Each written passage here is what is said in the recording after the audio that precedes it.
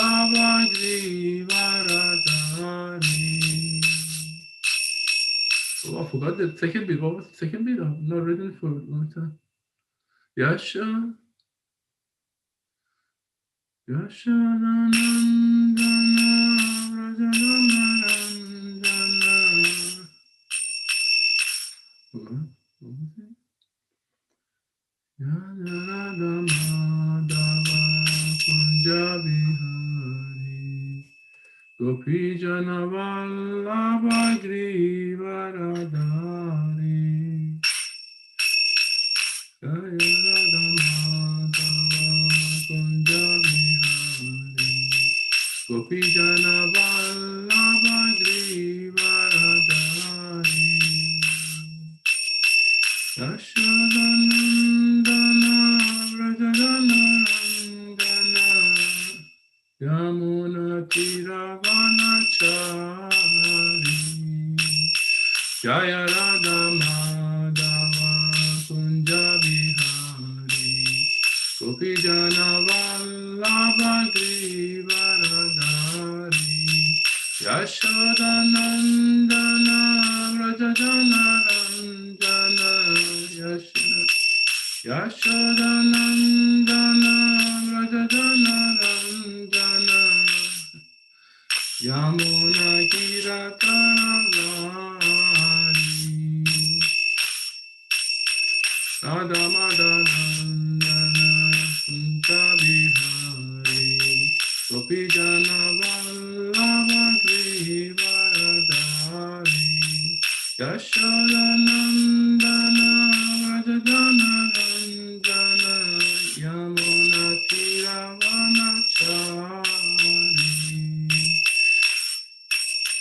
Raja Madhava Kunja Bihari Gopijana Vallabhagrivaradhari.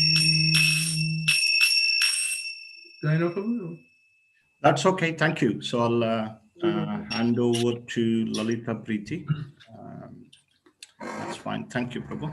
Hare Krishna. You want to sit down?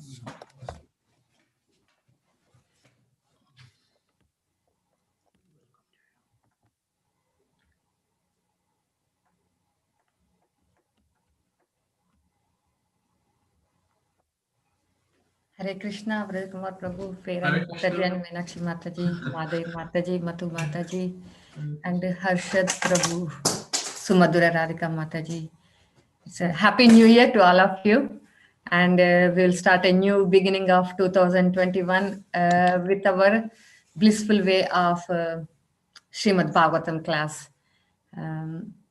So before we start, let's pray. With this COVID pandemic is affecting so many people, especially Jai Mata Maharaj been tested positive. He doesn't have symptoms, but he's so frail. So let's pray that Mayapur Narshingadev will protect him nicely and look after him, because he is so strong to fulfill the promise that fulfill the Prabhupada's order of making 50,000 disciples. So let's pray that Maharaj will be healthy, strong, and serve Prabhupada nicely. And let's also pray that we stay strong in our devotional service.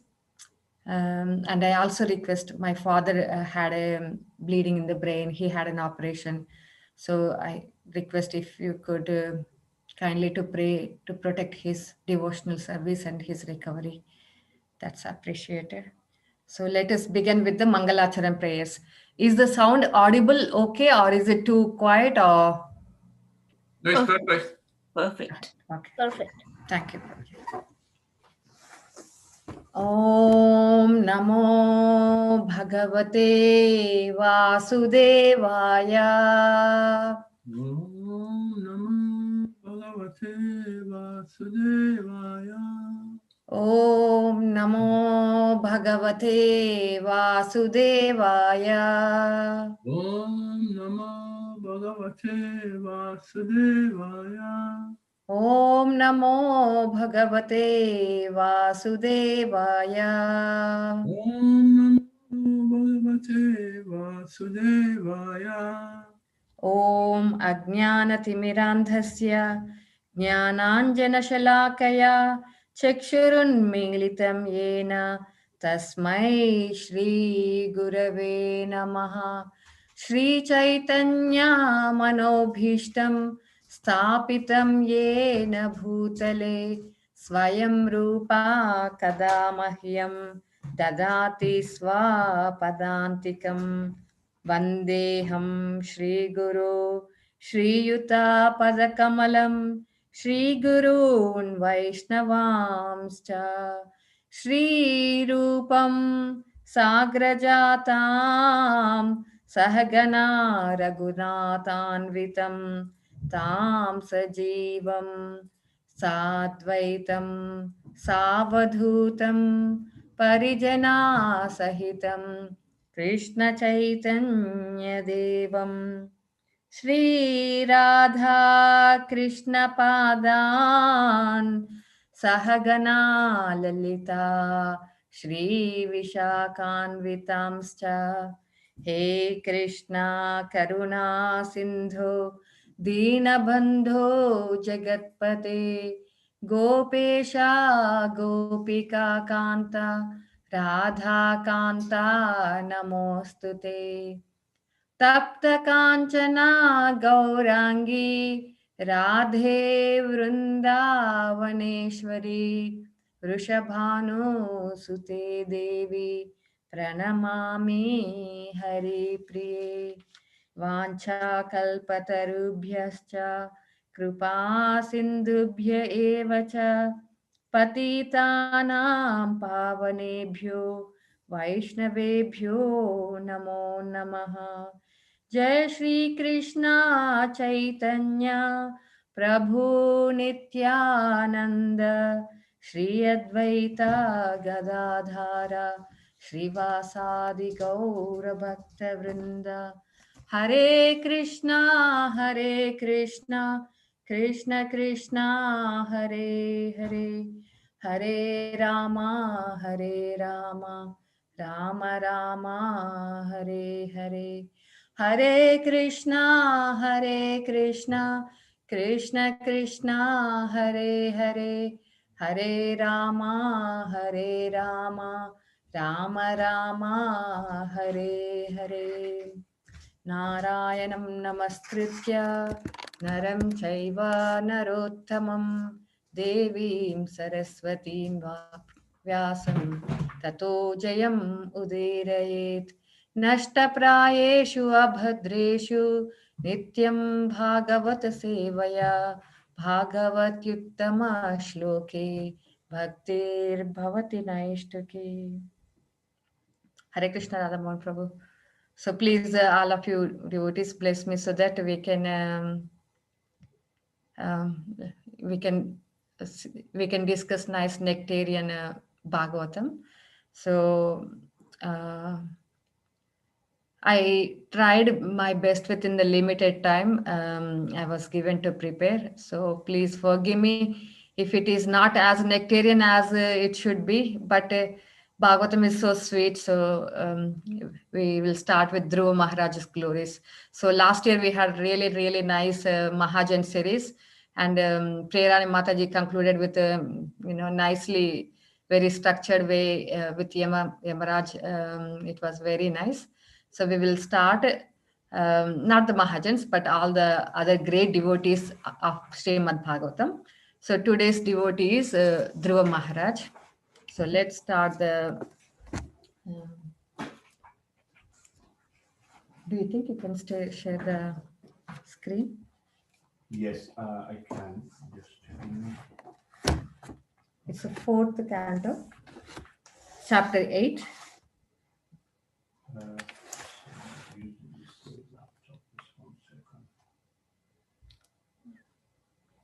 Okay. So from Dhruva Maharaj, the two things that that's the sort of, what we say, what we can learn from Dhruva Maharaj. There are two things that stand out in the 4th canto, 8 chapters to start with. That one is, one should detach oneself from material possession, and one should increase the devotional service by austerities and penances. So when someone reads Dhruva Maharaj story, not everybody is born a pure devotee, but by devotee's mercy and the association, we become advanced slowly, or depending upon our faith and the service we render to spiritual master and their mercy, we advance further and further. So by listening to the story of pastime of Dhruva Maharaj, our faith in Krishna increases and we directly get connected to Krishna, and our devotional service sprouts and grows nicely. So yeah, fourth canto, 8th chapter, 8 to 16. So this is the pastime of Dhruva Maharaj. Dhruva Maharaj is the grandson of Swayambhu Manu. Grandson of Swayambhu Manu. His son is Uttanapada. Uttanapada has 2 queens. One is Suruchi and another one is Suniti. Suruchi's son is Uttanapada, lots of names. And Suniti's son is Dhruva Maharaj. So most of us know a bit of the story. When King Uttanapada was sitting on the throne, both Uttama and Dhruva wants to sit on his lap, and we'll read from there. So Brajakumar Prabhu, if you could read from text 8 to 16. King Uttanapada had 2 queens named Suniti and Suruchi. Suruchi was much more dear to king. Suniti, who had a son named Dhruva, was not his favorite.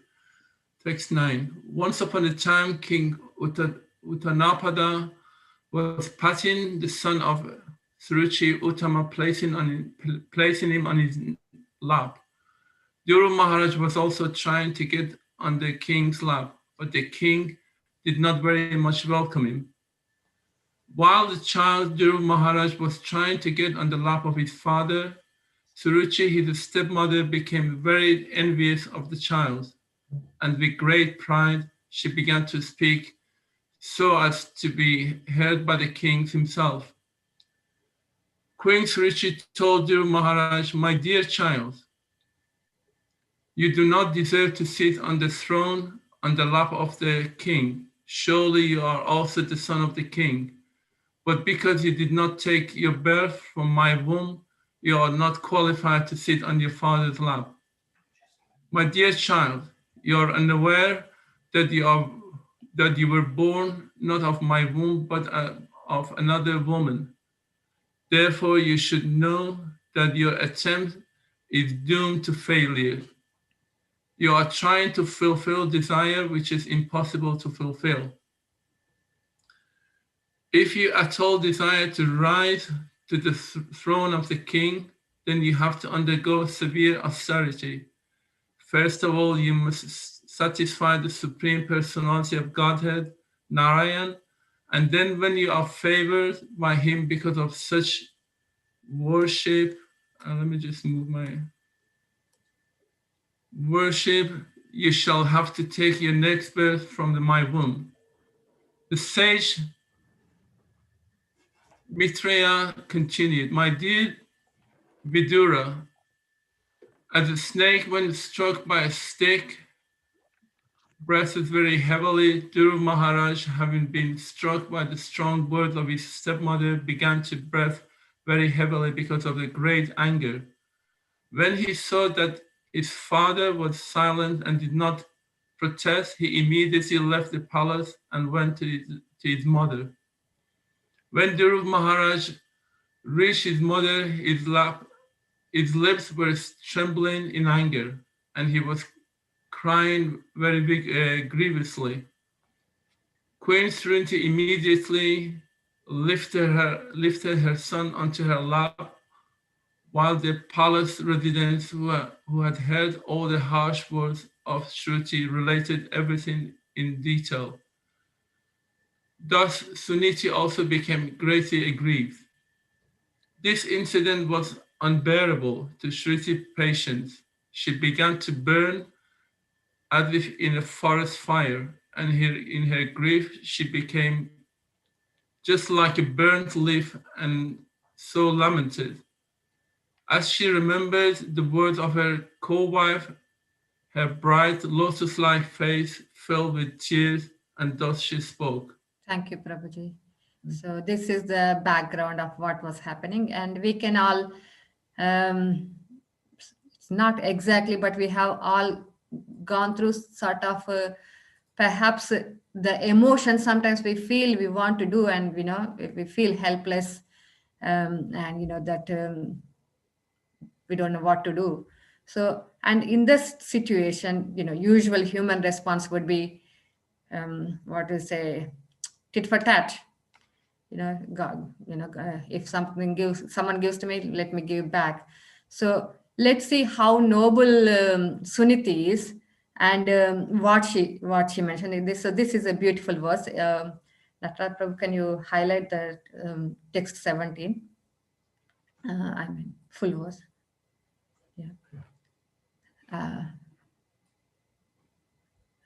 Just to put the verse as well. Okay. Yeah. Dirgham swasanti vrijinasya param apashyati balakamaha bala ma mangalam tata pareshu mamsa bhunte jano yat paradukkadastat. So the translation. She also was breathing very heavily. She did not know the factual remedy for the painful situation.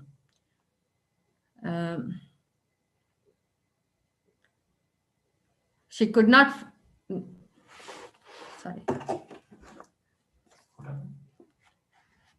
Can you not see? It's okay, I can see.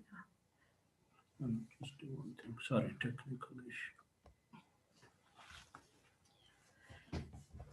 Not finding any remedy, she said to her son, "My dear son, don't wish for anything inauspicious for others.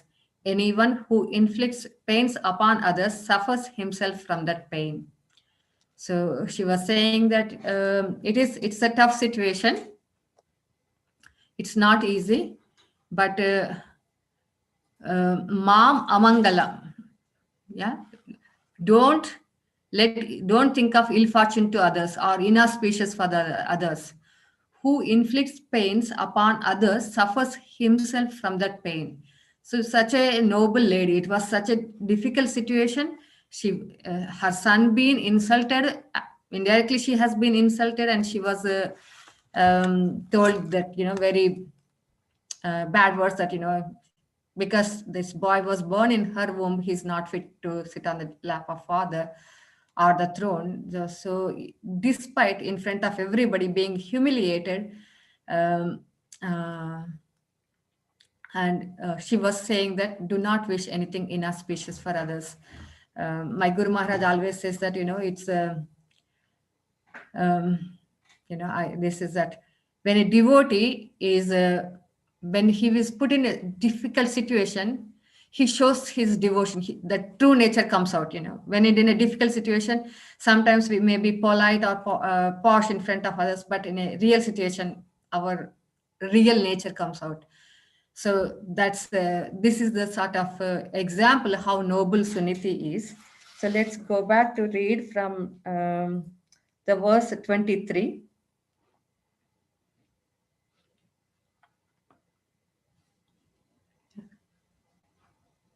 Yeah. So yeah.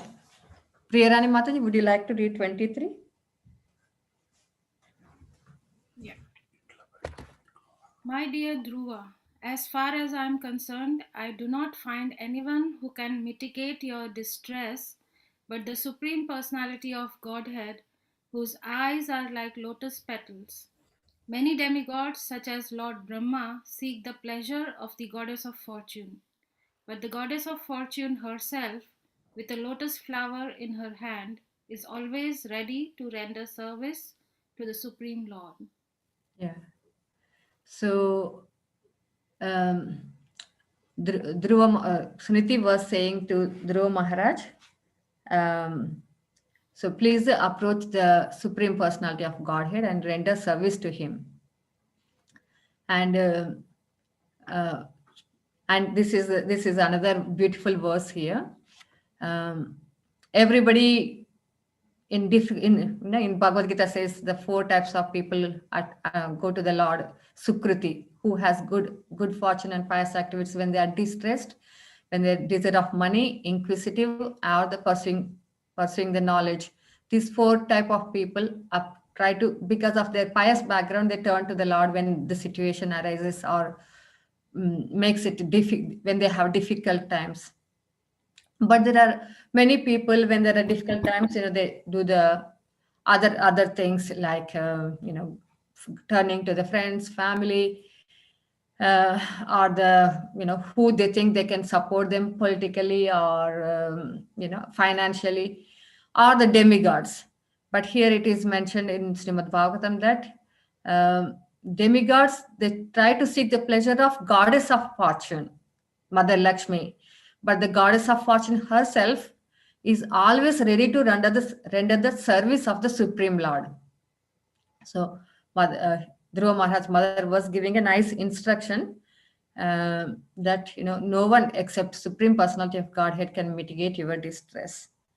So Dhruva Maharaj heard this, contemplated, thought about it, and left home with determination. So, and let's read the verses 27, 28, and 29. Prerana Mataji, would you like to continue? So then the Narada Muni met Dhruva Maharaj, and he's talking to Dhruva Maharaj because Narada Muni is a spiritual master of all the devotees. When we think about Krishna, Krishna sends his messenger. Prabhupada always says Krishna as Chaitya Guru, as Paramatma in the heart. He knows our intention, and when we are looking for him, he sends his devotees there to guide us. Okay, 27, 28, 29. The great sage Narada told Dhruva, "My dear boy, you are only a little boy whose attachment is to sports and other frivolities. Why are you so affected by words insulting your honor? My dear Dhruva, if you feel that your sense of honor has been insulted, you still have no cause for dissatisfaction. This kind of dissatisfaction is another feature of the illusory energy. Every living entity is controlled by his previous actions, and therefore there are different varieties of life for enjoying or suffering. The process of the Supreme Personality of Godhead is very wonderful. One who is intelligent should accept the process and be satisfied with whatever comes, favorable or unfavorable, by his supreme will." Okay. Mother, carry on till 41. Okay. Now you have decided to undertake the mystic process of meditation under the instruction of your mother, just to achieve the mercy of the Lord. But in my opinion, such austerities are not possible for any ordinary man. It is very difficult to satisfy the Supreme Personality of Godhead. Narad Muni continued, "After trying this process for many, many births and remaining unattached to material contamination, placing themselves continually in trance, and executing many types of austerities, many mystic yogis were unable to find the end of the path of God realization. For this reason, my dear boy, you should not endeavor for this. It will not be successful. It is better that you go home. When you are grown up, by the mercy of the Lord, you will get a chance for these mystic performances. At that time, you may execute this function. So, One should try to keep, no, carry on, Mataji. One should try to keep himself satisfied in any condition of life, whether distress or happiness, which is offered by the Supreme Will. A person who endures in this way is able to cross over the darkness of nescience very easily. Every man should act like this. When he meets a person more qualified than himself, he should be very pleased. When he meets someone less qualified than himself, he should be compassionate toward him, and when he meets someone equal to himself, he should make friendship with him. In this way, one is never affected by the threefold miseries of this material world. Dhruva Maharaj said, "My dear Lord Naradji, for a person whose heart is disturbed by the material conditions of happiness and distress, whatever you have so kindly explained for attainment of peace of mind is certainly a very good instruction. But as far as I am concerned, I am covered by ignorance, and this kind of philosophy does not touch my heart. My dear Lord, I am very impudent for not accepting your instructions. But this is not my fault. It is due to my having been born in a Kshatriya family. My stepmother Suruchi has pierced my heart with her harsh words. Therefore, your valuable instruction does not stand in my heart. O learned Brahmana, I want to occupy a position more exalted than any yet achieved within the three worlds by anyone, even by my father and grandfather. If you will oblige, kindly advise me of an honest path to follow by which I can achieve the goal of my life. My dear Lord, you are a worthy son of Lord Brahma, and you travel playing on your musical instrument, the veena, for the welfare of the entire universe. You are like the sun, which rotates the universe for the benefit of all living beings. The sage Maitreya continued. The great personality Narad Muni, upon hearing the words of Dhruva Maharaj, became very compassionate toward him, and in order to show him his causeless mercy, he gave him the following expert advice. The great sage Narada told Dhruva, the instruction given by your mother, Suniti, to follow the path of devotional service to the Supreme Personality of Godhead is just suitable for you. You should therefore completely absorb yourself in the devotional service of the Lord. Thank you, Mataji. So Narada Muni nicely comes and tells one should satisfy with what they have, you should not endeavor with what you don't have. And then says that, when we meet the people who have more than us, we should be pleased, we should not feel envious, and we should be, make friendship with the equals, and we should be compassionate and all those nice things. And he tells that you're too young, it's time for other things, not for the devotion. So he's trying very logically try to Dhruva Maharaj to go home, and then carry on with his regular activities. So but Dhruva Maharaj was very politely, yes, thank you, but this is not this is not good for me. I'm not that type. I really want to get this thing sorted now. I understand what you are saying. Thank you very much, but this is not for me. So please guide me in the way what I wanted to. How can I achieve? So here is Dhruva Maharaj. This is nicely. Narada Muni was giving the expert advice, and Dhruva Maharaj is seeking the advice. So how nicely he spoke to Narada Muni without offending. Yes, but genuinely and honestly, it's not for me. So, and please give me the instruction what suits me. So Prabhupada explains there the purpose that this is the duty of the spiritual master, to see the tendency of, not everybody suits for everything. So we have to choose our services. Prabhupada explains that if everybody sent to army, for example, they don't want to go, they become rebellious, and even if they go, they suffer, they won't be happy. So look at this psychological nature and train the children and the devotees accordingly, and give the service as per their nature, just not like rubber stamp, everybody has to do this only, that only.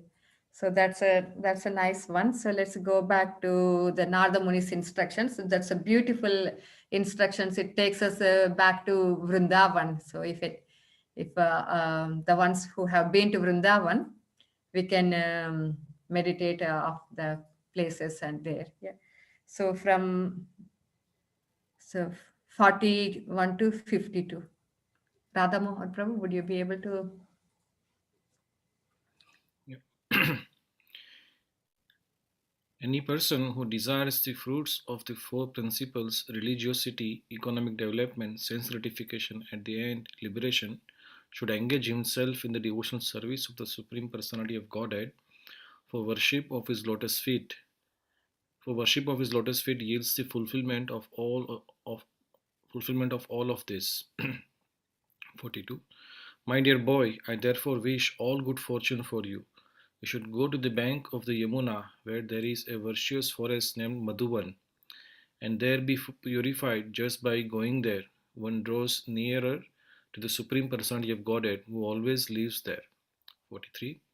Narad Muni instructed, my dear boy, in the waters of the Yamuna river, which is known as Kalindi, you should take 3 baths daily because the water is very auspicious and sacred and clear. After bathing, you should perform the necessary regulatory principles for Ashtanga Yoga and then sit down in your asana sitting place in a calm and a quiet position. 44. After sitting on your seat, practice the 3 kinds of breathing exercises and thus gradually control the life air, the mind, and the senses. Completely free yourself from all material contamination and with great patience begin to meditate on the Supreme Personality of Godhead. 45. The form of the Lord is described herein.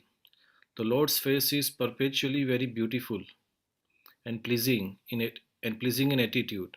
To the devotees who see him, he appears never to be displeased, and he is always prepared to award benediction to them. His nicely decorated eyebrows, his raised nose, and his broad forehead are all very beautiful. He is more beautiful than all the demigods. 46. Narada Muni continued, the Lord's form is always youthful. Every limb and every part of his body is properly formed, free from defect. His eyes and his lips are pinkish like the rising sun. He is always prepared to give shelter to the surrendered soul, and anyone so fortunate as to look upon him feels all satisfaction. The Lord is always worthy to be the master of the surrendered soul, for he is the ocean of mercy. 47. The Lord is further described as having the mark of a Srivatsa on the sitting place of the goddess of fortune, and his bodily hue is deep bluish. The Lord is a person. He wears a garland of flowers and is eternally manifest with 4 hands, which hold beginning from the lower left hand a conch shell, wheel, club, and a lotus flower. 48. The entire body of the Supreme Personality of Godhead, Vasudev, is decorated. He wears a valuable jeweled helmet, necklaces, and bracelets. His neck is adorned with the Kaustuba jewel, and he is dressed in yellow silk garments. 49. The Lord is decorated with small. Sorry. The Lord is decorated with small. Golden. Sorry. Can you see? The Lord is decorated with small golden bells around his waist, and his lotus feet are decorated with golden ankle bells. All his bodily features are very attractive and pleasing to the eyes. He is always peaceful, calm, and quiet, and very pleasing to the eyes and the mind. 50. Real yogis meditate upon the transcendental form of the Lord as he stands on the wall of the lotus of their hearts, the jewel-like nails of his lotus feet glittering. Atish, is that all? 51 also. 51, yeah. 51. The Lord is always smiling, and the devotee should constantly see the Lord in this form, as he looks very mercifully toward the devotee. In this way, the meditator should look forward the Supreme Personality of Godhead, the bestower of all benedictions. Thank you, Prabhuji. So, Nadamuni was describing him to go to Vrindavan, and that's the glory of the holy places. So, when we are in the holy place, the mind naturally goes to the Krishna. So, that's nicely. Sometimes people say that, oh, it's why do you need to go here and there? But it's we can think of Krishna everywhere, but it's the dhams have special potency, and then the taking bath in the Yamuna, so nice, and that's a beautiful description of the Lord. How beautiful he is. We could think of Radha Madan Mohan deities from the 31st night. So how beautiful they are. So that's people do the meditation on the void and the mind and breathing, but Bhakti Yoga, our Srimad Bhagavatam, how nicely we can go to Samadhi while eyes open, sitting in the house. We can just relish the beauty of the Lord just by hearing. So that was very nice. So then after Narada Muni gives the instruction, Dhruva Maharaj leaves the house, and his father starts worried about this. He starts regrets that being a father. He didn't stop it. He didn't stop the son leaving to the forest. So he started worrying about him. And let's go to verse 68, translation and purport.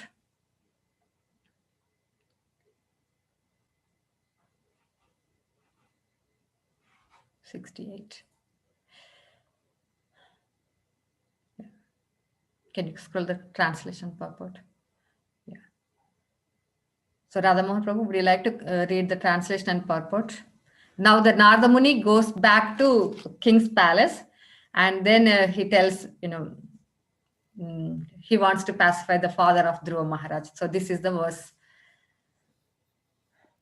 Translation. The great sage Narada replied, "My dear king, please do not be aggrieved about your son. He is well protected by the Supreme Personality of Godhead. Although you have no actual information of his influence, his reputation is already spread all over the world." Purport by Srila Prabhupada. Sometimes when we hear that great sages and devotees go to the forest and engage themselves in devotional service or meditation, we become surprised. How can one live in the forest and not be taken care of by anyone? But the answer given by great authority Narada Muni is that such persons are well protected by the Supreme Personality of Godhead. Sharanagati or surrender means acceptance or firm belief that wherever the surrendered soul lives, he is always protected by the Supreme Personality of Godhead. He is never alone or unprotected.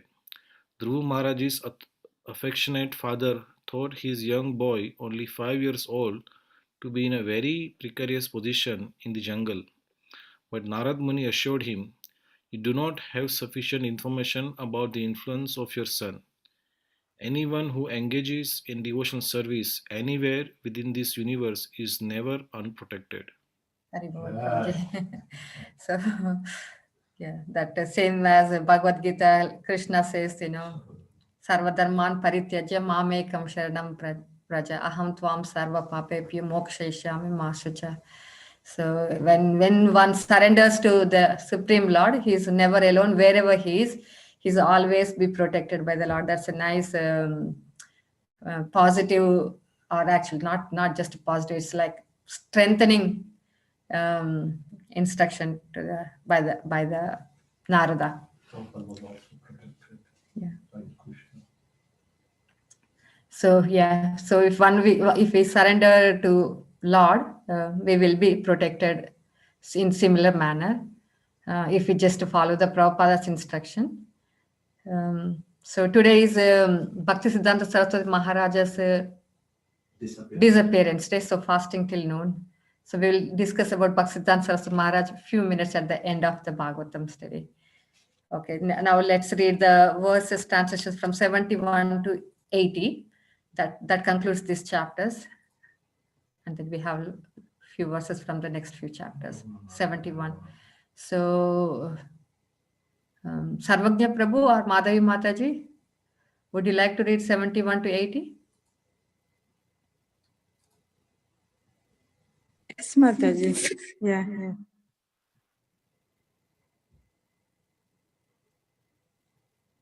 Elsewhere, Dhruva Maharaj. 1 minute, Mataji.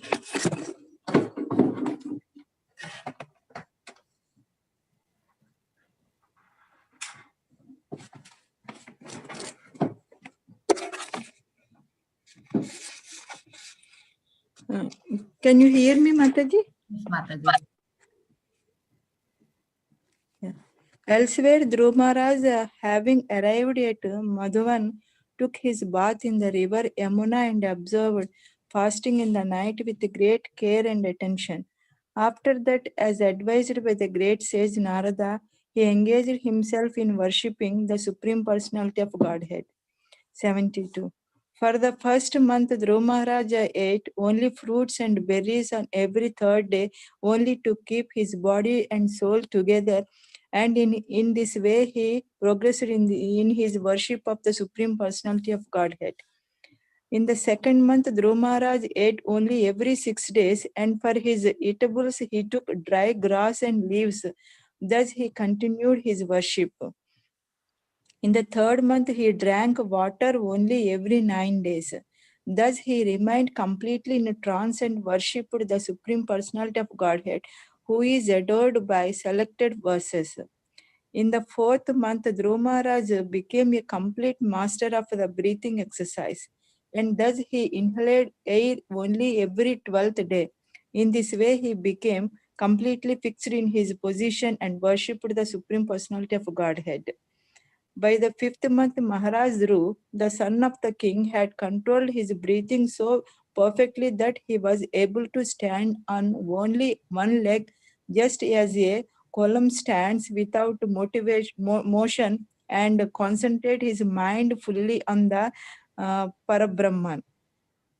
77. He completely controlled his senses and their objects, and in this way he fixed his mind without a diversion to anything else upon the form of the Supreme Personality of Godhead.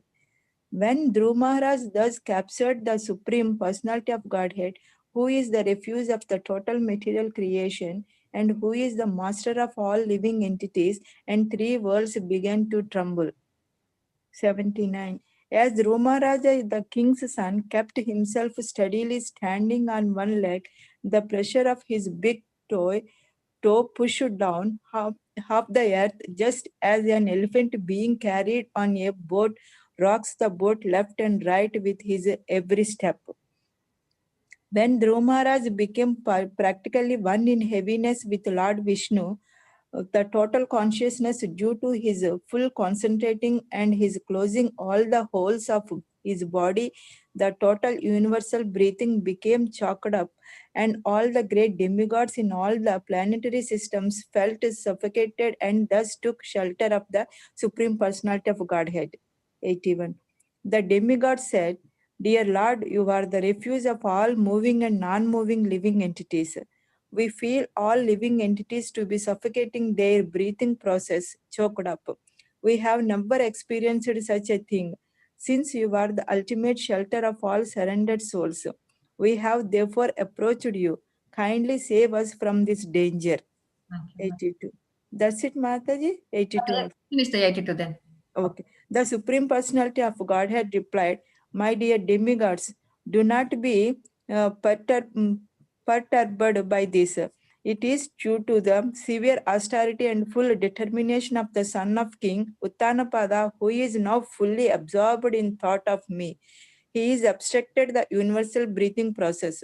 You can safely return to to your respective homes. I shall stop this boy in his severe acts of austerities, and you will be saved from this situation. Hare Krishna Mataji. Thank you. Thank you very much, Mataji. So in these verses from the Narada Muni giving the instruction to Dhruva Maharaj starting the meditating on the Lord, the Prabhupada gives in few purpose, few things. In devotional service, three things are more important. One is the deity worship. So in the deity worship, Prabhupada mentions that it's even mentally also we can worship the deity. And the second thing is the mantra meditation. In this instance, Dhruva Maharaj used Om Namo Bhagavate Vasudevaya.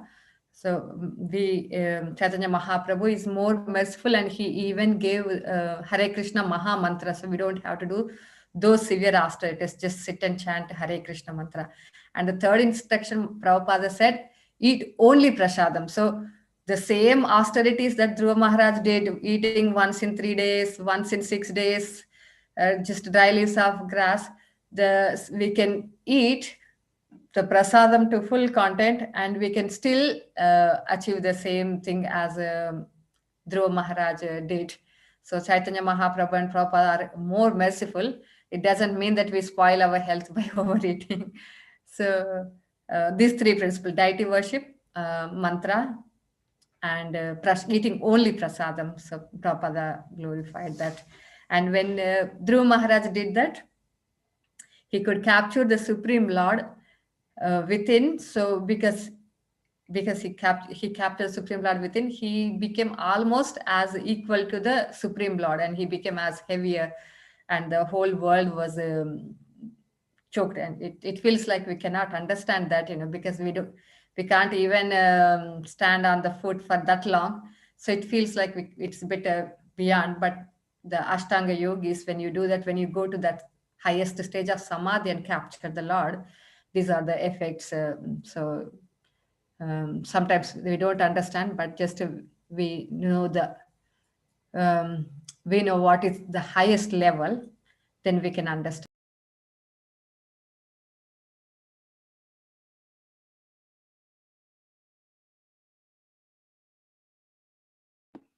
Mataji, we can't hear you. Mataji, we can't hear you.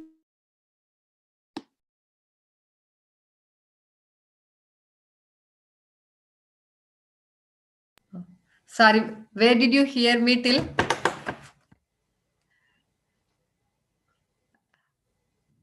Did you hear anything at all, or? Last we heard that the three major items: deity worship, deity worship, mantra, Hare Krishna Maha Mantra, and prasadam. Sorry, my book pressed on the mute button. Sorry about that. So what I was saying that this Dhruva Maharaj, when he captured the Supreme Lord, the Paramatma in his heart, he becomes heavy. Just the toe of his weight is putting the pressure on the earth. I was explaining that sometimes we feel that, we can't understand this. It could be mythology or something, but I was saying that this is the highest stage of samadhi. What we are doing, people just trying the scratch of superficial pranayama in Ashtanga yoga. But when it comes to samadhi and achieve the perfection of samadhi, these things can happen. Just giving an example, like we see this Iceman, even his cornea is frozen, but he could climb to Mount Kilimanjaro. So, I don't think that it's just mythology, or it's not, I know you're all devotees, but if you ever think that it's just mythology or speculation, it's not, it's a samadhi state. That's what I was trying to say. So let's move on to the next chapter, chapter 9. So this is very beautiful now. So Dhruva Maharaj, the Lord appears to the Dhruva Maharaj, and Dhruva Maharaj starts offering prayers. Who is next? So who would like to say? Is Meenakshi Mataji, would you like to read this next few verses? Yes, Hare Krishna Mataji. How many verses do you want me to read? 1 to 5, Mataji. Very good. Text 1. The great sage Maitreya told Vidura, when the demigods were thus reassured by the personality of Godhead, they were freed from all fears, and after offering their obeisances, they returned to their heavenly planets. Then the Lord, who is non-different from the Saharshirsha incarnation, got on the back of Garuda, who carried him to the Madhuvana forest to see his servant Dhruva. Text 2. The form of the Lord, which was brilliant like lightning, in which Dhruva Maharaj, in his mature yogic process, was fully absorbed in meditation, all of a sudden disappeared. Thus Dhruva was perturbed and his meditation broke. But as soon as he opened his eyes, he saw the Supreme Personality of Godhead personally present, just as he had been seeing the Lord in his heart. Text 3. When Dhruva Maharaj saw his Lord just in front of him, he was greatly agitated and offered him obeisances and respect. He fell flat before him like a rod and became absorbed in love of Godhead. Dhruva Maharaj, in ecstasy, looked upon the Lord as if he were drinking the Lord with his eyes,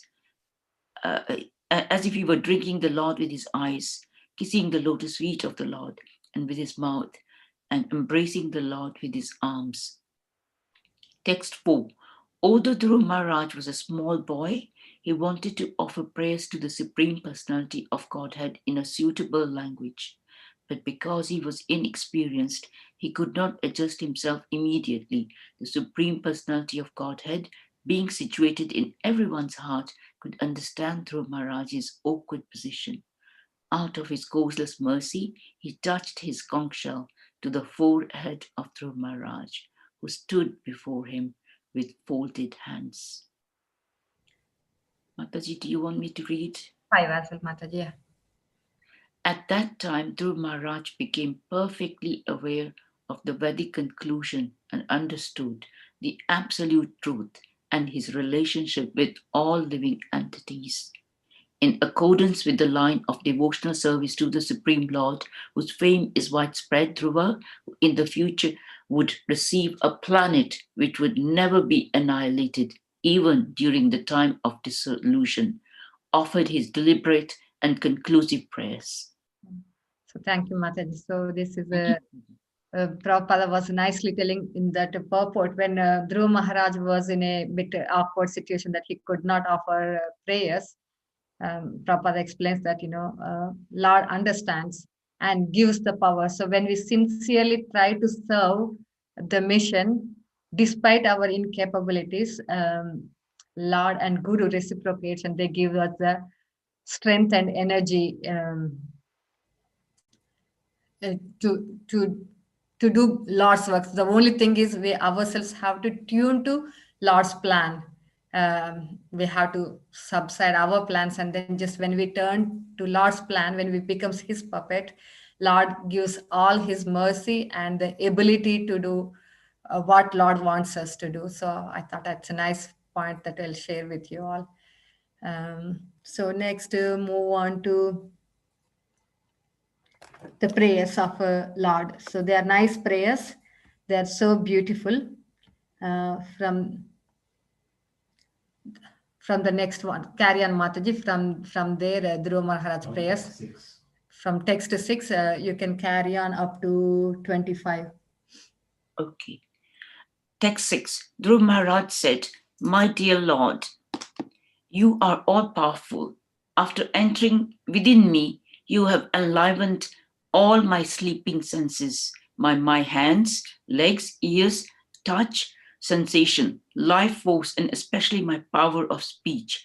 Let me offer my respectful obeisances unto you." Text 7. My Lord, you are the Supreme One, but by your different energies, you appear differently in the spiritual and material worlds. You create the total energy of the material world by your external potency, and after creation, you enter within the material world as the super soul. You are the Supreme Person, and through the temporary modes of material nature, you create varieties of manifestation, just as fire entering into the wood of different shapes burns brilliantly in different varieties. Text 8. O my master, Lord Brahma is fully surrendered unto you. In the beginning, you gave him knowledge, and thus he could see and understand the entire universe, just as a person awakens from sleep and visualizes his immediate duties. You are the only shelter of all persons who desire liberation, and you are the friend of all who are distressed. How, therefore, can a learned person who has perfect knowledge ever forget you? Text 9, persons who worship you simply for the sense gratification of this bag of skin are certainly influenced by your illusionary energy. In spite of having you, who are like desire tree and are the cause of liberation from birth and death, foolish persons such as me desire benedictions from you for sense gratification, which is available even for those who live in hellish conditions. My Lord, text 10, my Lord, the transcendental bliss derived from meditating upon your lotus feet or hearing about your glories from pure devotees is so unlimited that it is far beyond the stage of Brahmananda, wherein one thinks himself merged in the impersonal Brahman as one with Supreme. Since Brahmananda is also defeated by the transcendental bliss derived from devotional service, then what to speak of the temporary blissfulness of elevating oneself to the heavenly planets, which is ended by the separating sword of time? Although one may be elevated to the heavenly planets, he falls down in due course of time. Text 11. Dhruva Maharaj continued, O unlimited Lord, kindly bless me so that I may associate with great devotees who engage in your transcendental loving service constantly. As the waves of a river constantly flow, such transcendental devotees are completely situated in an uncontaminated state of life. By the process of devotional service, I shall surely be able to cross the nascent ocean of material existence, which is filled with the waves of blazing, fire-like dangers. It will be very easy for me, for I am becoming mad to hear about your transcendental qualities and pastimes, which are eternally existent. Text 12, O Lord, who have a lotus navel. If a person happens to associate with a devotee whose heart always hankers after your lotus feet, seeking always their fragrance, he is never attached to the material body or in a bodily relationship to offspring, friends, home, wealth, and wife, which are very, very dear to materialistic persons. Indeed, he does not care for them. Text 13, my dear Lord, O Supreme Unborn, I know that the different varieties of living entities such as animals, trees, birds, reptiles, demigods, and human beings are spread throughout the universe, which is caused by the total material energy, and I know that they are sometimes manifest and sometimes unmanifest, but I have never experienced the supreme form I behold as I see you now. Now all kinds of methods of theorizing have come to an end.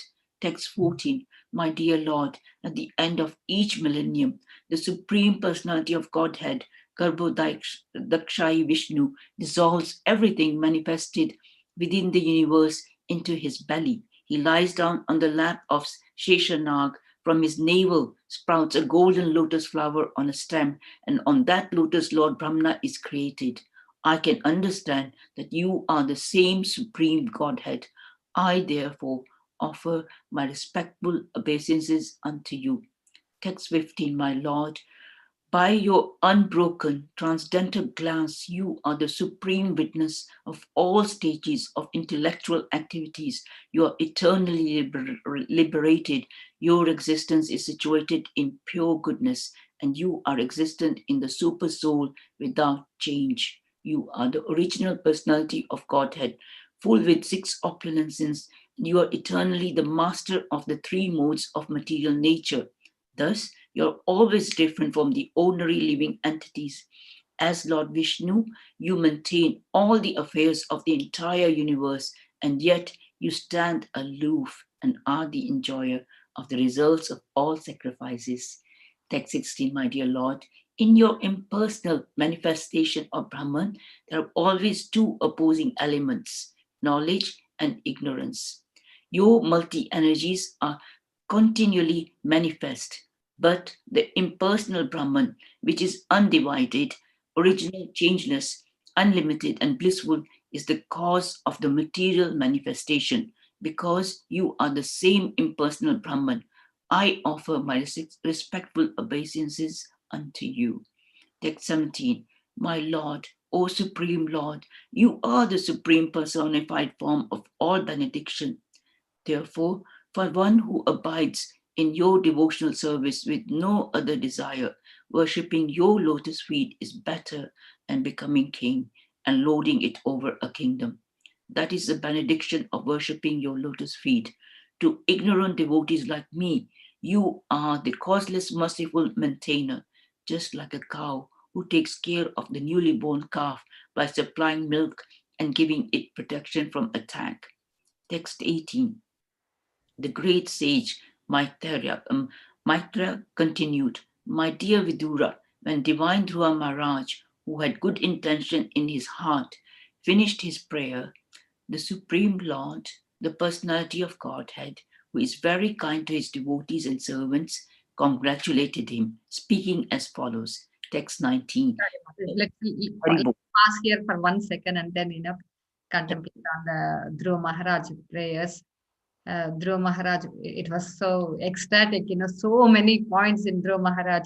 And one point is really stuck with that in the Damodar prayers, we say that Namo Deva Damodar Ananta Vishnu.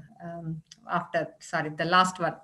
Namastestu Damne Spurad Deepti Damne Tvadiyoda Rayata Vishvasya Damne Namo Radhikaya Tvadiya Priyaya.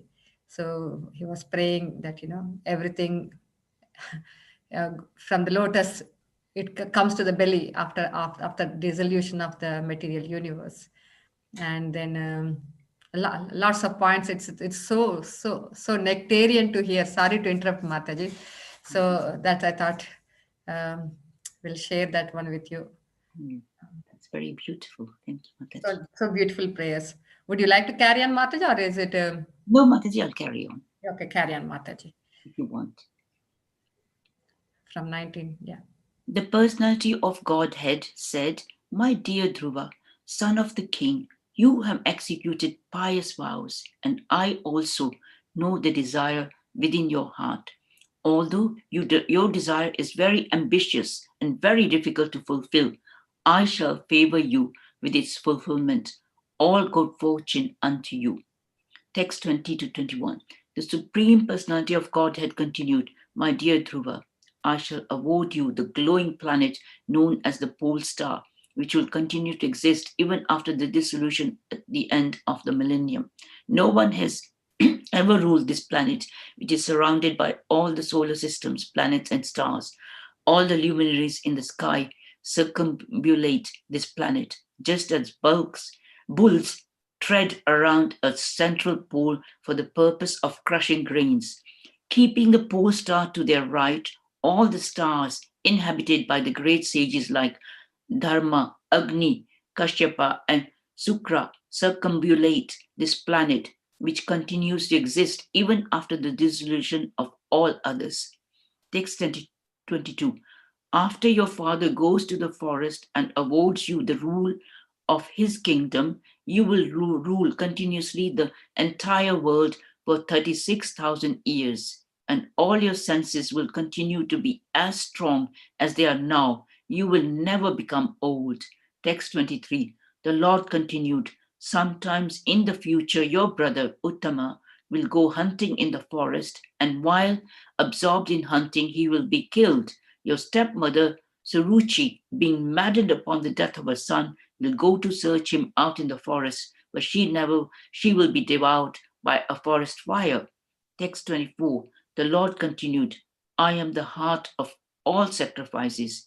You will be able to perform many great sacrifices and also give great charities. In this way, you will be able to enjoy the blessings of material happiness in this life, and at the time of your death, you will be able to remember me. Text 25.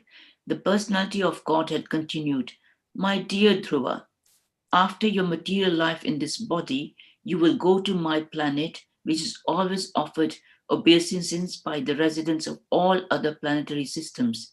It is situated above the planets of 7 rishis, and having gone there, you will never have to come back again to this material world. Thank you very much, Mataji. Text 24. Can you highlight the text 24, the translation purport? No, I mean, yeah. So this is nice purport that Prabhupada gives in this one. So I'll read the translation purport again. The Lord continued, I am the heart of all sacrifices. You will be able to perform many great sacrifices and also give great charities. In this way, you will be able to enjoy the blessings of material happiness in this life. And at the time of your death, you will be able to remember me. So purport by Srila Prabhupada.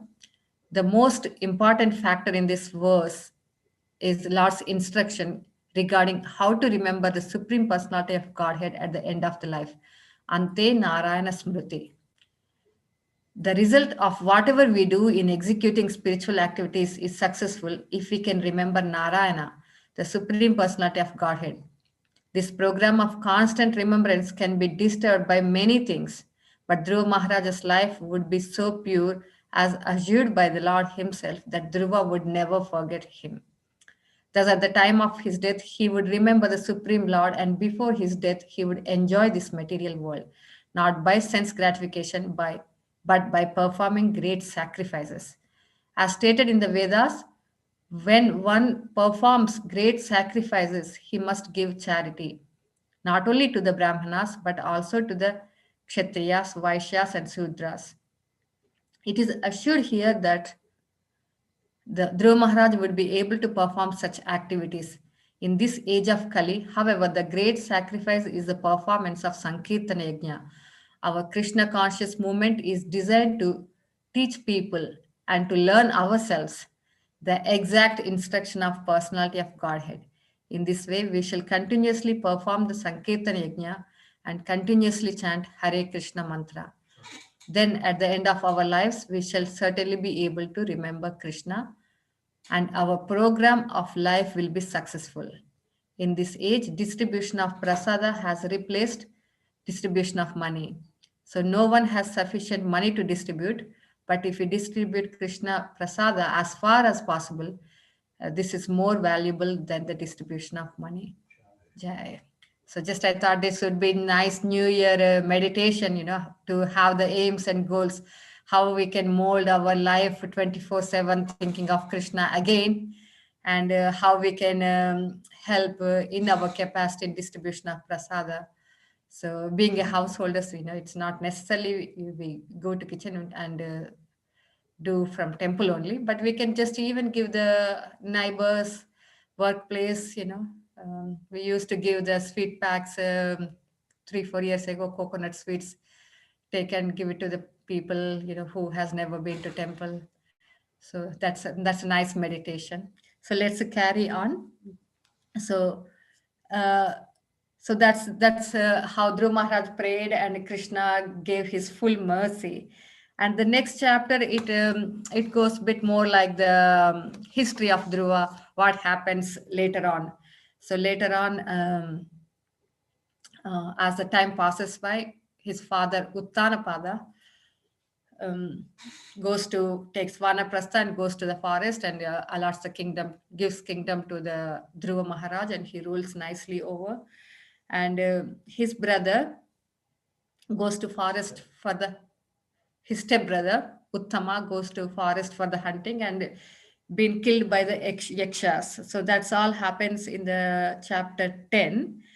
And in chapter 11, Dhruva Maharaj, feeling very angry that his stepbrother been killed by yaksha, he went to fight with yakshas. He fights really vigorously and kills so many yakshas. Seeing this fighting, his grandfather, Uttanapada's father, Swayambhuva Manu, he comes and talks to them. Those conversations are nice. How much time we have? 20 minutes? Yeah. So okay, in 5 minutes, we do the Swayambhu Manu's request to Dhruva. And then after that, 10 minutes, we can read how Dhruva Maharaj leaves his body. So chapter 11, verses 11 to 13. Radhavinoda Prabhu, would you be able to read these verses 11 to 13? That this is the teachings of Swayambhu Manu to Dhruva Maharaj. Yeah, 11 to 13. 11, 12, and 13, Prabhuji. Yeah. It is very difficult to achieve the spiritual abode of Hari in the Vaikuntha planets, but you are so fortunate that you are already destined to go to that abode by worshipping him as a supreme abode of all living entities. Because you are a pure devotee of the Lord is always thinking of you.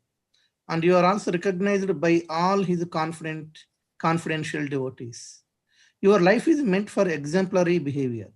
I am therefore surprised. Why have you undertaken such an abominable task? The Lord is very satisfied with his devotee when the devotee greets other people with tolerance, mercy, friendship, and equality. Thank you, Prabhuji. So this Swayambhu Manu is instructing Dhruva Maharaj,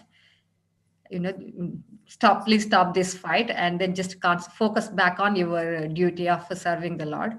So Prabhuji, you can carry on till 25, Prabhuji, from there. Yeah. One who actually satisfies the Supreme Personality of Godhead during one's lifetime becomes liberated from the gross and subtle material conditions. Thus, being freed from all material modes of nature, he achieves unlimited spiritual bliss.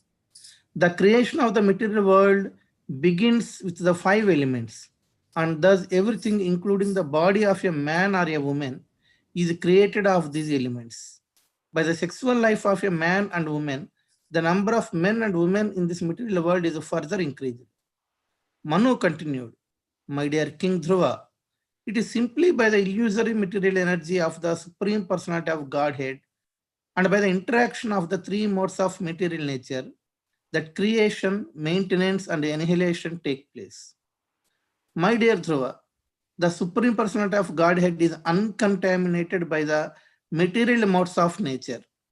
He is the remote cause of the creation of this material cosmic manifestation. When he gives the impetus, many other causes and effects are produced.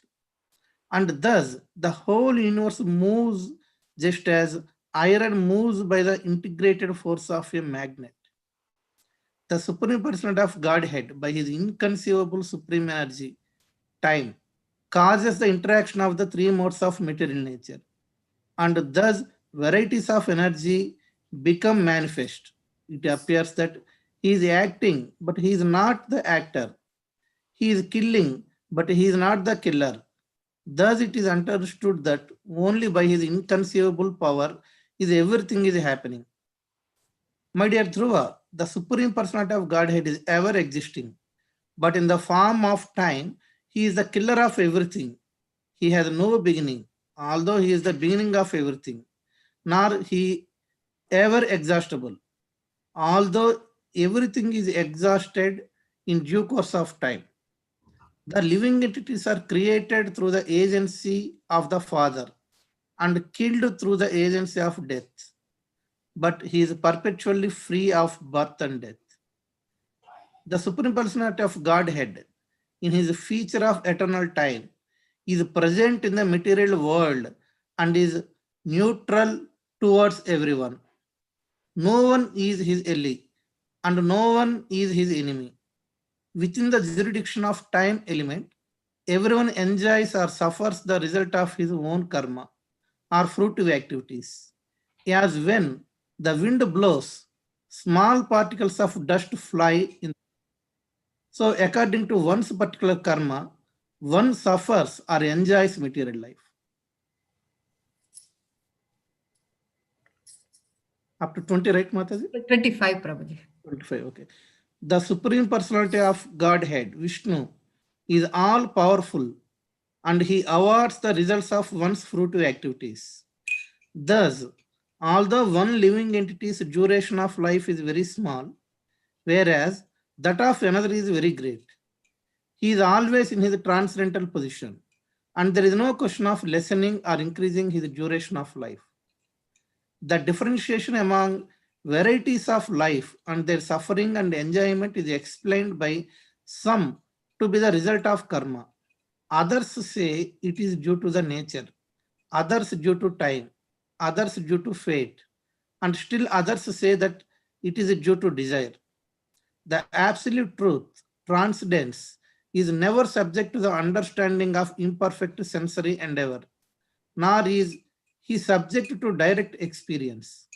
He is a master of varieties of energies, like the full material energy, and no one can understand his plans or actions. Therefore, it should be concluded that although he is the original cause of all causes, no one can know him by mental speculation.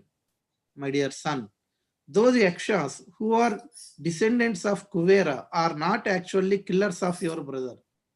The birth and death of every living entity are caused by the Supreme, who is certainly the cause of all causes. The Supreme Personality of Godhead creates this material world, maintains it, and annihilates it in due course of time. But because he is transcendental to such activities, he is never affected by ego in such action or by the modes of material nature. Thank you, Prabhuji. So that's Swayambhu Manu was telling that, basically giving all the philosophy back to Dhruva Maharaj and making him stop fighting. So that's that it carries on with the chapter. But let's go to the 12th chapter, where Dhruva Maharaj leaves this world and go to the spiritual world. So yeah. So I chose to read a bit more, but we'll read 40 to 52. Sumadra Mataji, is she there? No. Can you hear me, Hare Krishna? Hari Bol Mataji. You could read between 40 and 52. Okay.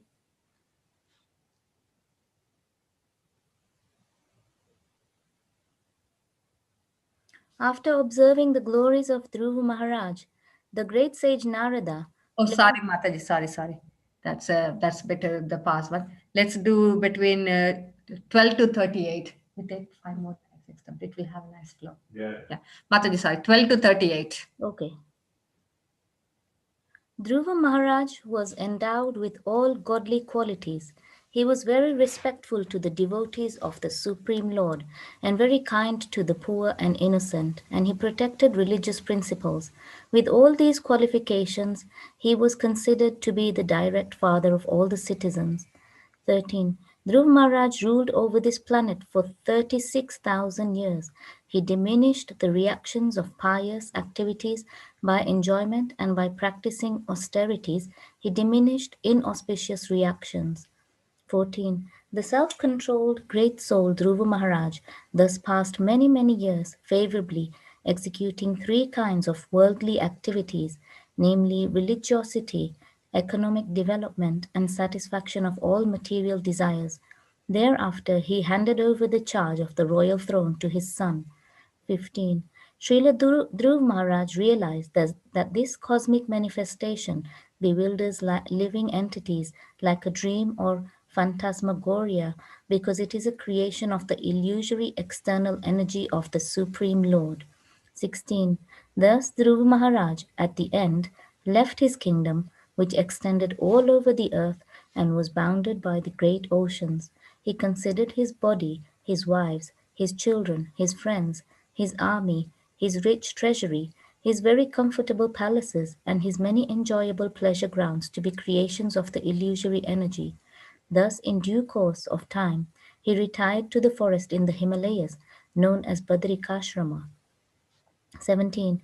In Badrikashrama, Dhruva Maharaj's senses became completely purified because he bathed regularly, in the crystal clear, purified water.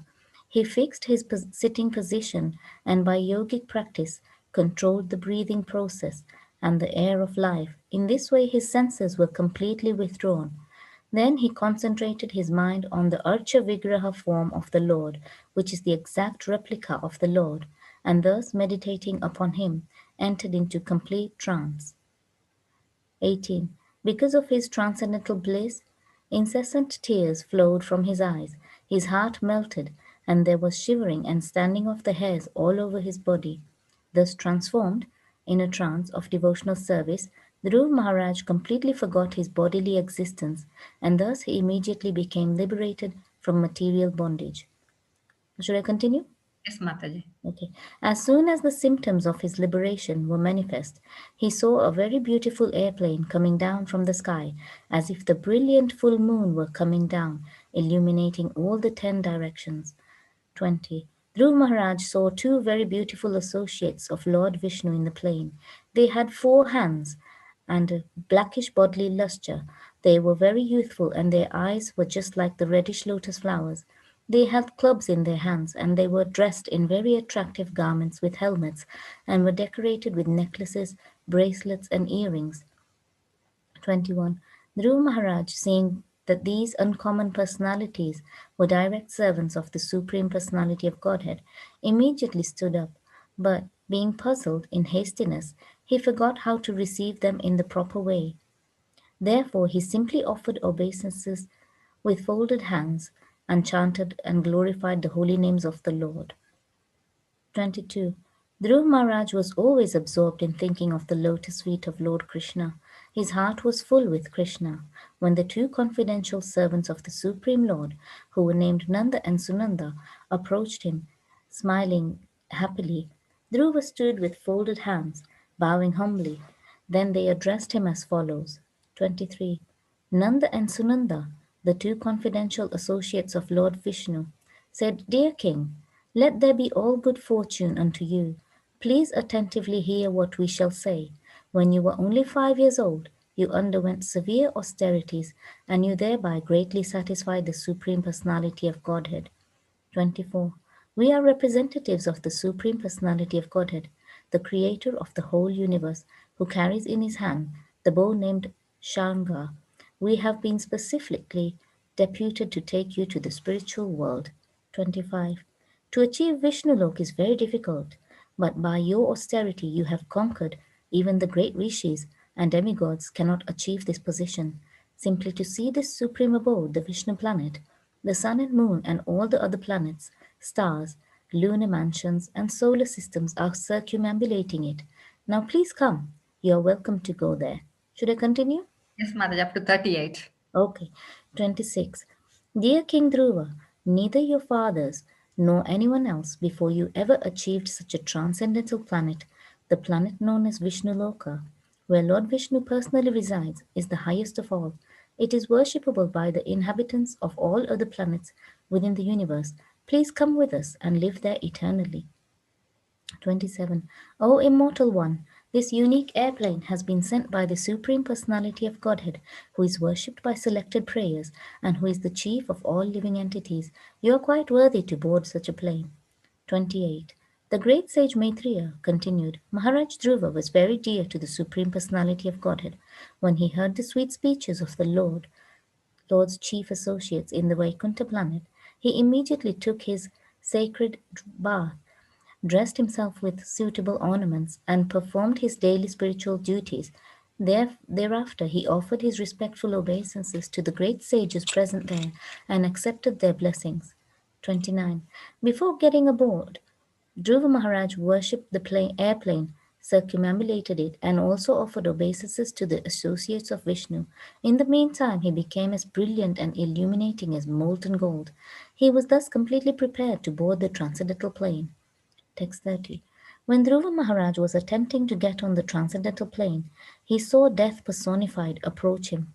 Not caring for death, however, he took advantage of the opportunity to put his feet on the head of death, and thus he got up on the airplane, which was as big as a house. 31. At that time, drums and kettle drums resounded from the sky. The The chief Gandharvas began to sing, and other demigods showered flowers like torrents of rain upon Dhruva Maharaj. 32. Dhruva was seated in the transcendental airplane, which was just about to start, when he remembered his poor mother, Suniti.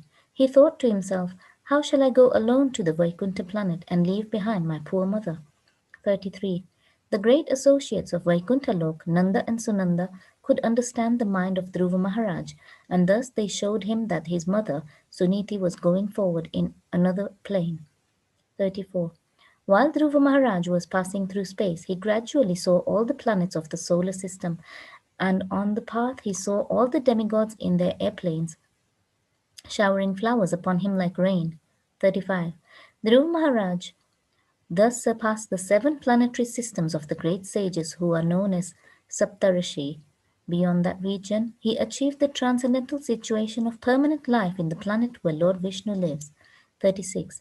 The self-effulgent Vaikuntha planets, by whose illumination alone all the illuminating planets within this material world give off reflected light, cannot be reached by those who are not merciful to other living entities. Only persons who constantly engage in welfare activities for other living entities can reach the Vaikuntha planets. 37. Persons who are peaceful, equipoised, cleansed, and purified, and who know the art of pleasing all other living entities, keep friendship only with devotees of the Lord. They alone can very easily achieve the perfection of going back home, back to Godhead. 38. In this way, the fully Krishna conscious Dhruva Maharaj, the exalted son of Maharaj Uttanapad, attained the summit of the 3 statuses of planetary systems. Hare Krishna. So much, Mataji. That's such a beautiful journey. We could visualize it. So devotees, all the devotees, please, when you go, please take ISKCON Manchester with you. Don't leave us here. Just I don't know whether I could perfect my life in this life or not, but please, the other devotees, please don't forget the remaining ones here to struggle here. So please pray for the associates of the Lord. But however, it is said that we should have that loving relation and friendship, and we should have that equipoisedness and the service to the Lord, service to the Guru. So let's take those instructions and we follow the footsteps of Dhruva Maharaj, and let's achieve perfection. So later on, it says that, what are the benefits of reading the Dhruva Maharaj pastime. But I am sure that we have got those benefits of, how we can determinedly and sincerely do the service together, and help each other, and not to be affected by the temporary things. Even in the distress, or if we have desires for the material opulence, still serve the Supreme Lord attentively and seriously.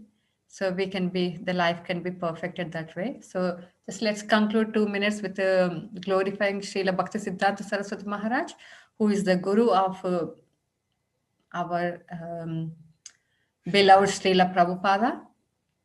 So if devotees can share if then, but at the one point I always that Prabhupada always glorifies his Guru Maharaj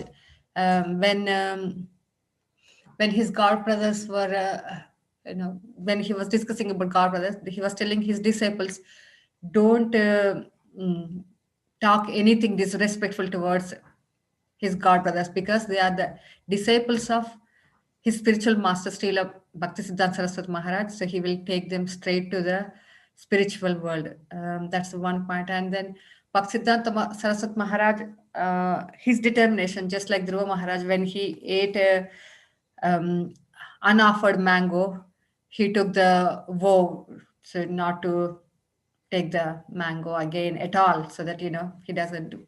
He took the so severe penance for little childish act, and he is very much revered by, I think, the king of Manipal. Am I right? Yeah. King of Nepal and Manipal, I think. Yeah. So that's and he is so strong in his preaching. So that our Gaudiya Vaishnavism, he's like a father, because he took off um, he worked again as this caste Brahmana system. Not just it's devotion is not just for Brahmanas, and he makes sure that he just revolutionized the devotional service. He took, he gave initiation for the householders and other people, not just from Brahmana class. He initiated him in the chanting. So it reminds me same of Sri Ramanujacharya. He did the similar as well. So those are the points. And Nataraj Prabhu or other devotees, would you like to say something to glorify Srila Bhaktisiddhanta Saraswati Maharaj?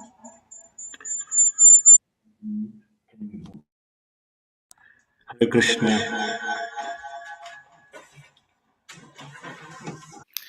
And it is said that grandfather is more merciful than our own father. So father, he wants to train his children. So he can be sometimes little harsh, little hard-hearted because he wants to train his children. But grandfather, he is very merciful. He's more merciful than the father.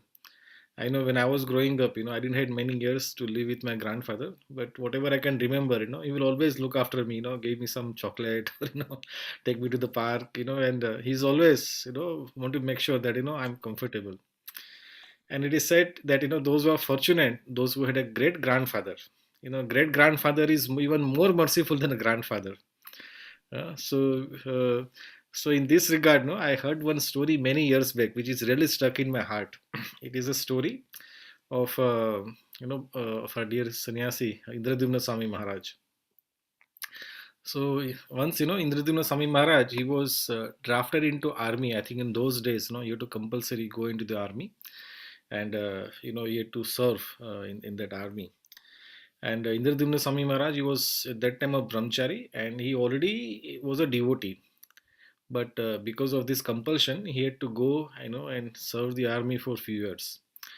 And while he was there, his spiritual life was really, not in a good condition. And especially, his superior, his general or whoever his commander was, he was really giving him tough time.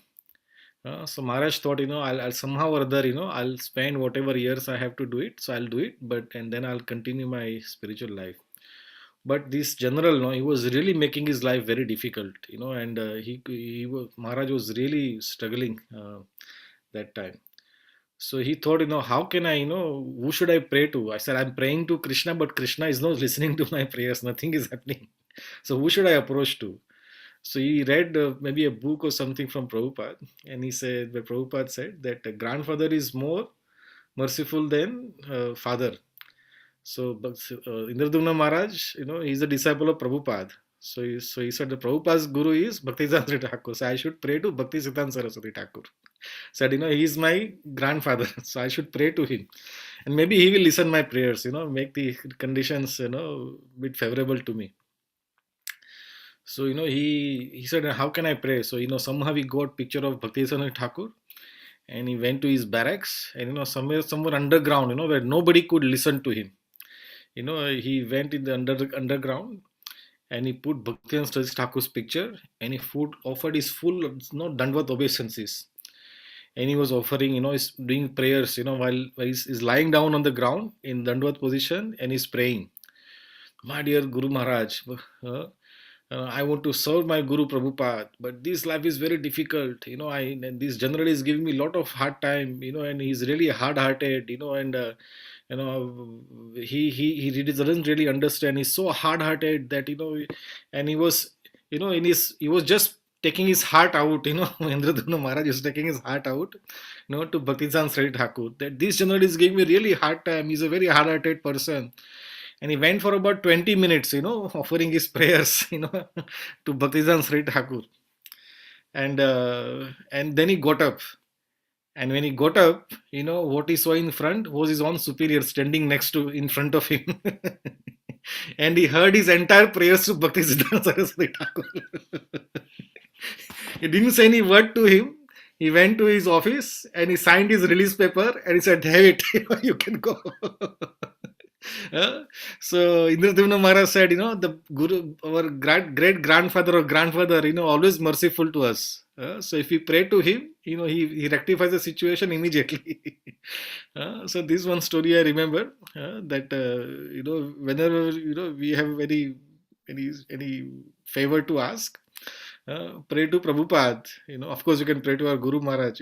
But pray to Prabhupada, pray to Bhakti Ansari Thakur, pray to Bhakti Vinod Thakur, Guru Keshadas Babaji. They are really merciful to us. So this is just one thing that I can remember. And of course, you can go on, glorifying Bhakti Ansari Thakur, such a Simha Guru. Without his mercy, we would never had Prabhupada, and would have never had, Hare Krishna or Krishna in our life. So our life is, we all a lot to our Param Guru, Param Guru, Bhaktisan Sarji Thakur Maharaj. So thank you very much, Gunatash Prabhu. Thanks for allowing me to speak. Also, thank you. Sorry about that technical issue from my side earlier on. Any other devotees wants to say anything? Radha Vinod Prabhu, you wanted to say something that time? Yes, Prabhuji. I will just read because Radhamana Prabhuji explained very nicely, a beautiful story. So a few instructions are wonderful quotations of Bhakti Siddhanta Saraswati I would like to read so that we will understand. One is the Supreme Personality of Godhead, Sri Krishna is the only enjoyer. Everyone and everything else is the object of his enjoyment. Anyone who doesn't serve Hari, the Supreme Personality of Godhead, is ignorant and a killer of himself. To learn to tolerate is one of the most important responsibilities of those living in the mutt. Become united with one purpose, and that purpose is serving Hari. Where there is a discussion about Hari, that is the place of pilgrimage. We are not pious, we are not sinful or learned or ignorant. We are just the carriers of the dust of the feet of Supreme Personality of Godhead, Sri Krishna. And we are initiated by the mantra Kirtanaya Sadahari. My advice is, do not criticize others. Try to rectify others. Of course, there are so many, but these are few beautiful instructions of Bhakti Siddhanta Saraswati where we can meditate upon and implement in our lives. Thank you. So thank you very much, Prabhu. As most of the devotees are probably aware that His Holiness Jayapatak Maharaj was tested positive for COVID. So the devotees are trying to look after him, and some of his disciples are chanting extra rounds.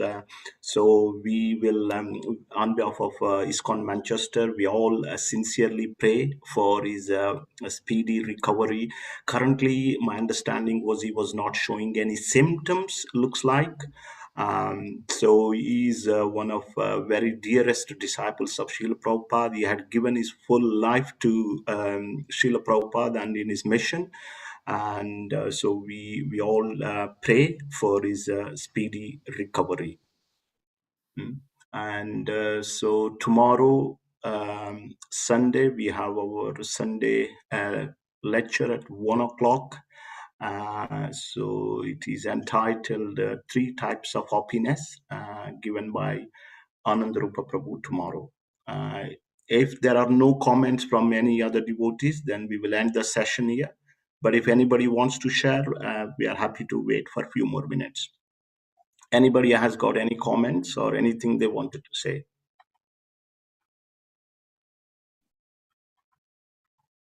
Okay, looks like everyone is peaceful. Hare Krishna. Srila Prabhupada ki jai. Srila Bhakti Siddhanta Saraswati Goswami Thakur ki jai. Nitai Gaura Premanandi. Hari Hari Bol.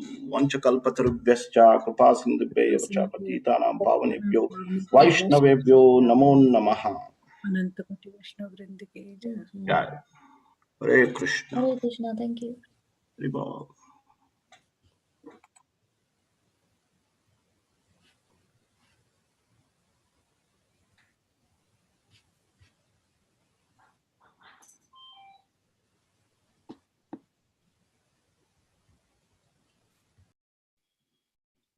Paul?